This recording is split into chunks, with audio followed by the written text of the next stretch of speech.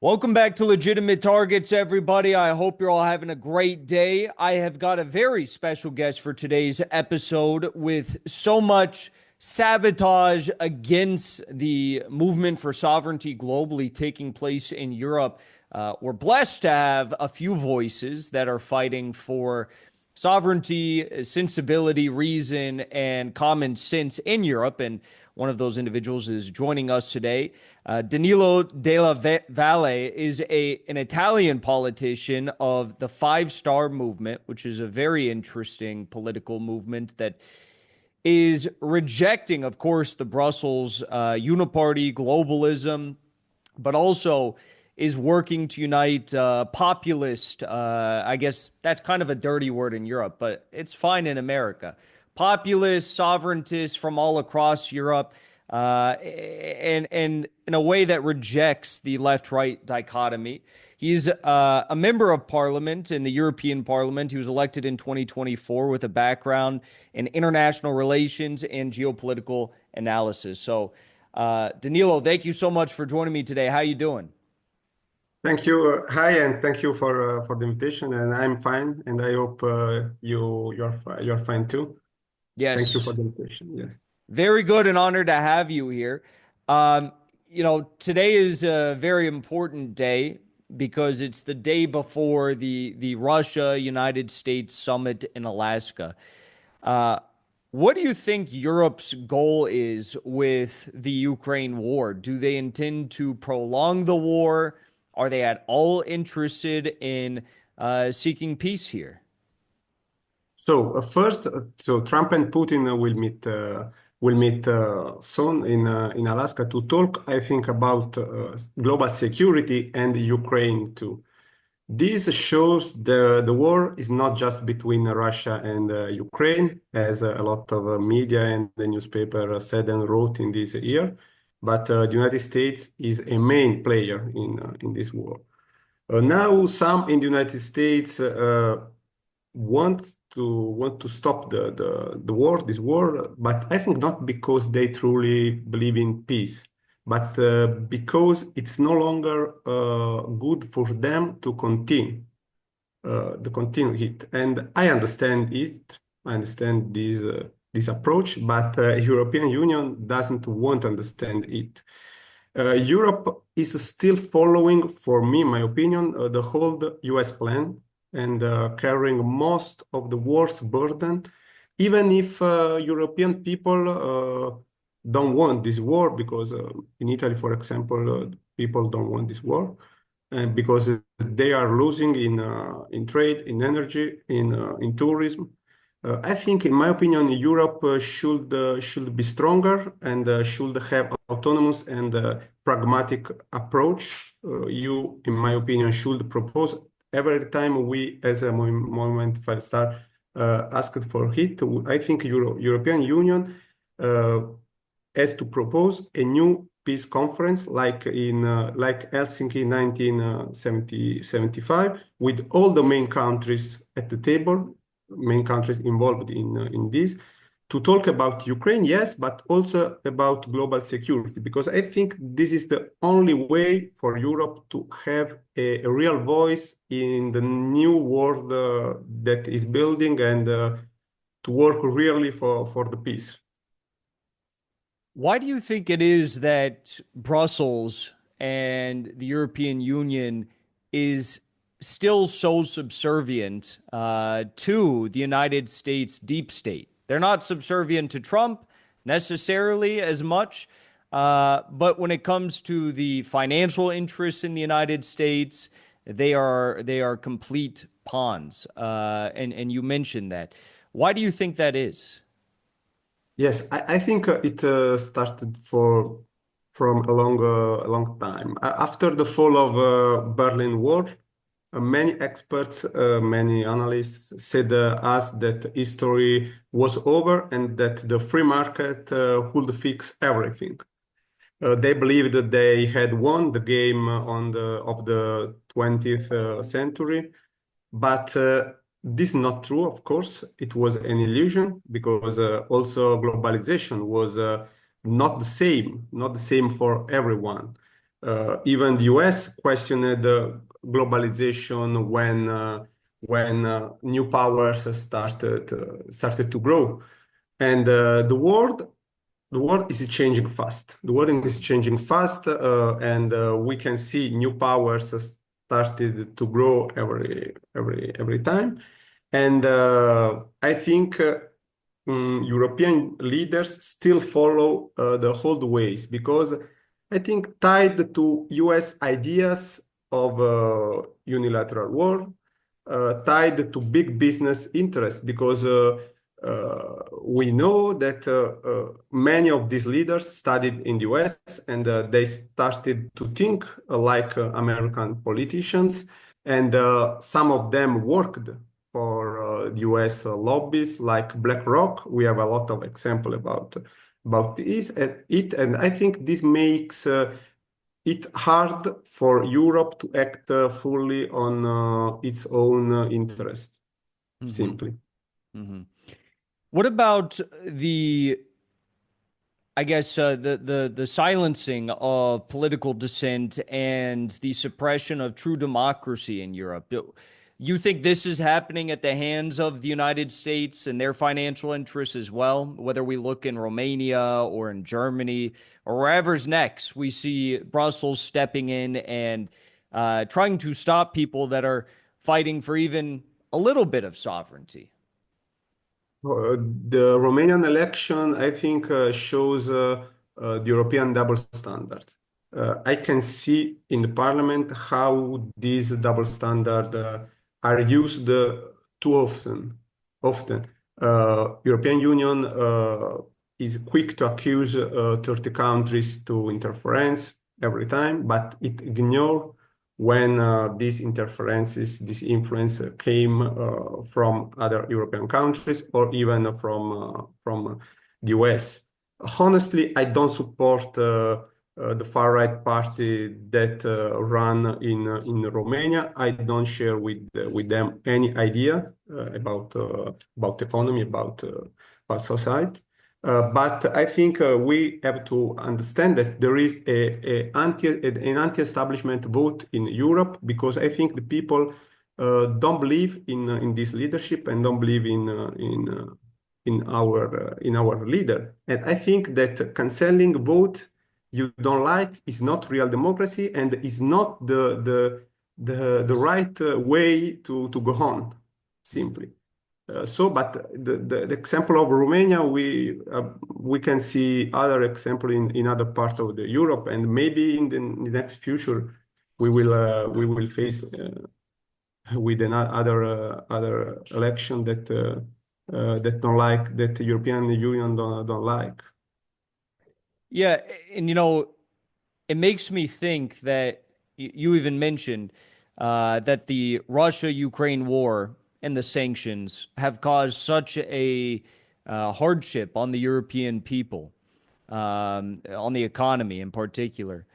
Why do you think it is that so many Europeans are still supporting Ukraine, still supporting the sanctions, and don't want an end to the war, and aren't willing to vote for these new parties that are trying to end the war, these alternative parties, if the situation is so bad? Well, about sanction, I think European people are against sanction at all. Honestly, I think about sanction, the history teach us that sanctions usually hurt normal people more than governments. And the sanctions on Russia are mainly a geopolitical choice than the others, because we have voted for 18 sanction packages against Russia, but nothing similar against Israel. Nevertheless, Israel is accused of worse actions, and for me, Israel is doing worse than Russia. So these sanctions are hurting especially European people, companies, and people. They hit us in energy costs. They hit us in export, in tourism. For example, Italian goods sold to Russia are blocked, and we have a lot of companies in the Northeast that specialized in export, or also tourism companies in the south of Italy specialized in tourism that are losing a lot of Russian tourists. And at the end, I think they damage our economy more than they change Russian politics and Russian policy. Mm-hmm. How do you think the United or the European Union should address its role in funding and arming this genocide in Gaza? And do you see any breakthrough in countries like France, the UK, who are recognizing Palestinian statehood, or do you think it's just political theater and it's not going to really make a difference in ending the genocide? So about Palestine, so we can see also here a double standard of European Union, because we as Five-Star movement have many times asked for that European Union to act strongly on Gaza. No, we think that first European Union should stop the EU-Israel association agreement. And second, European Union should put an weapons embargo on Israel to stop sending weapons that fuel the violence and this genocide.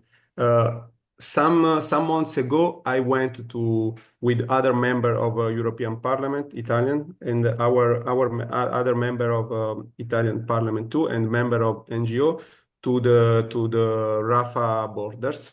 And we saw the Egyptian Red Cross warehouses full of food and other aid. And Israel doesn't let this enter Gaza. So this means Israel is using famine as a weapons of war. Like I remember the history, like in the 1941 during the siege of Leningrad. And for us, this is terrible. It's unacceptable. Still, Europe does nothing absolutely and calls Israel its greatest friend. Kaja Kallas said it. But for us, the European Union must stop this double standard and take real action about Gaza, because not only about Gaza, because Israel declared that they won't occupy all Palestinian territory, and European Union is silent. Mm-hmm. Do you think more countries will follow in the footsteps of Spain and Germany? I know Germany, their arms embargo is only on offensive weapons, and they're still going to provide, air defense systems, Iron Dome systems. But do you think we could see other countries take similar actions in the near future?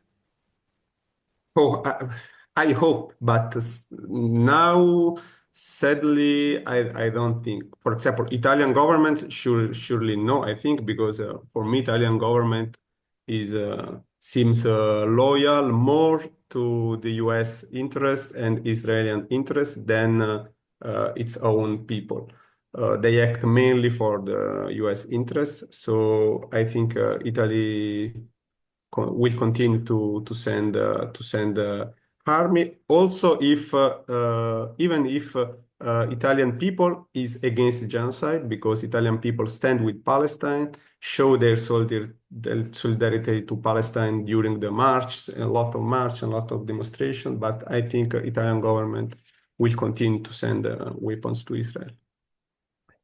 Why do you think the alternative right-wing parties in Europe are they claim that they're anti-establishment, and maybe they are anti-establishment when it comes to Russia and Ukraine, but still they're all Zionists, which is directly in line with the establishment position. They'll call for arms embargoes to Ukraine, but not to Israel. Why do you think it is that I'm thinking in particular of AfD in Germany, but there's others as well who have risen to some prominence on the backs of being anti-establishment, but they will not question Israel? Yes, the far right parties in the European Union shows clearly in the European Parliament, sorry, shows clearly their strong support for Israel in every speech, in every action. Notably, the European Parliament has never passed a resolution to condemn the genocide or what is happening in Gaza, because this party, of far-right party and Popular Party, have always refused to allow such a resolution to be presented or voted on.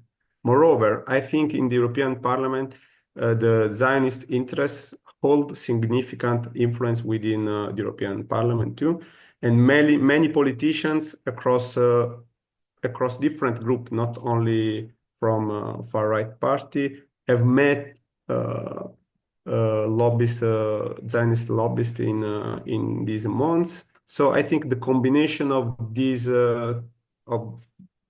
political view and this interest are creating a climate in the European Parliament where serious condemnation of Gaza situation is blocked and it's not possible.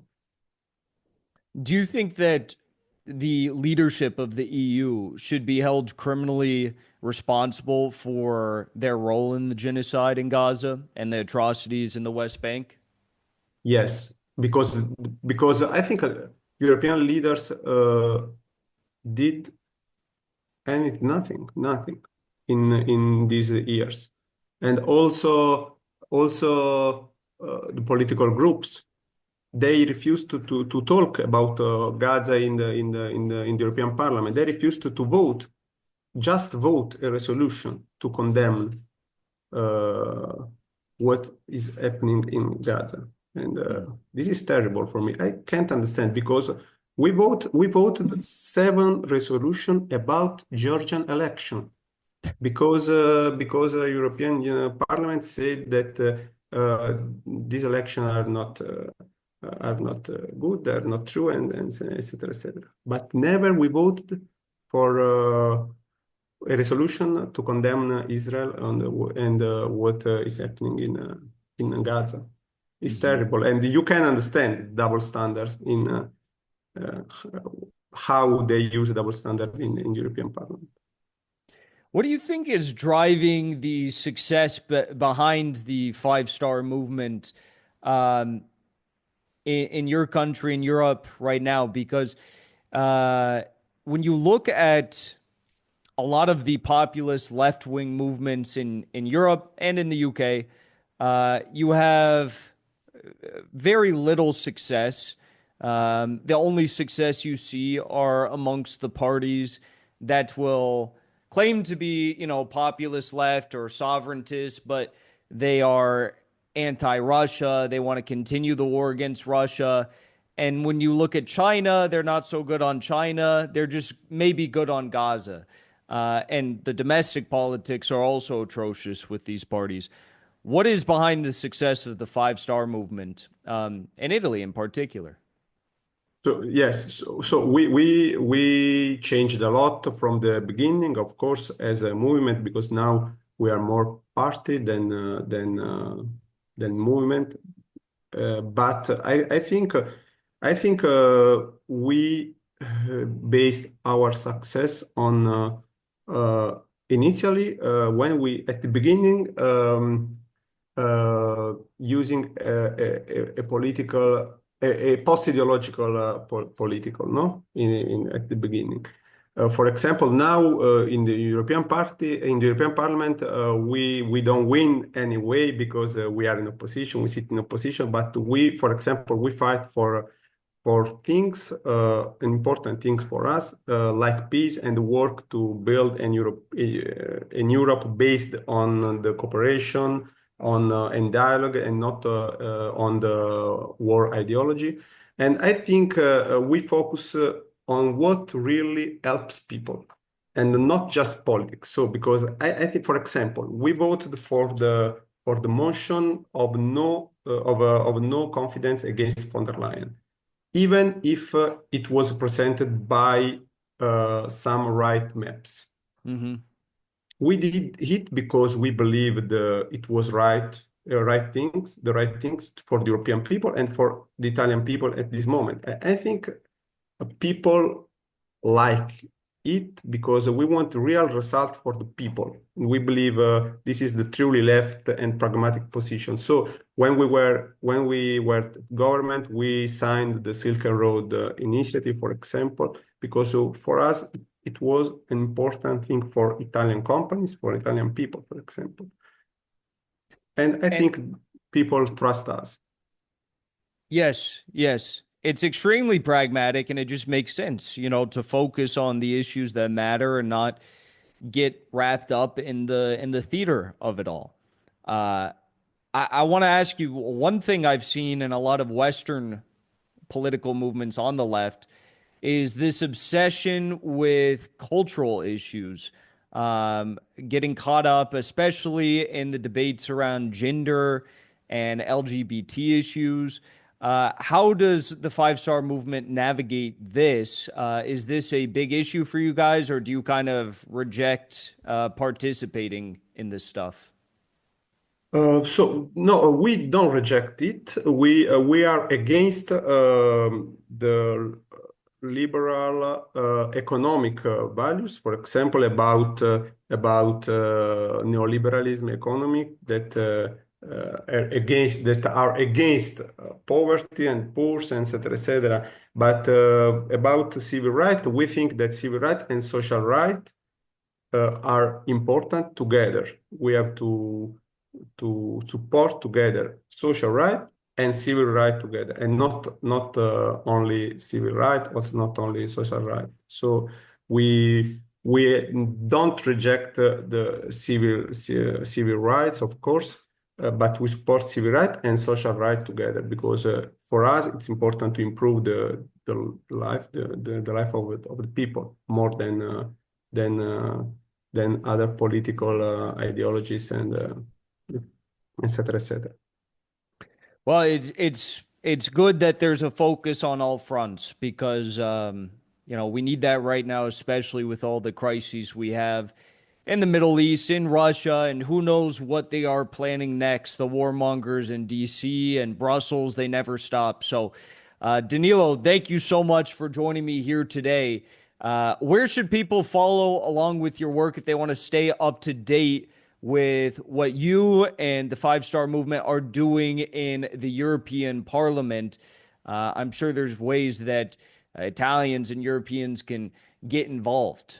Yeah, surely on we have all channels, of course, on social media, on Facebook, on Instagram, on X too. Danilo, thank you so much for joining me. It was a pleasure talking to you, and I thank you for standing up for Gaza and peace between Ukraine, Russia, the United States.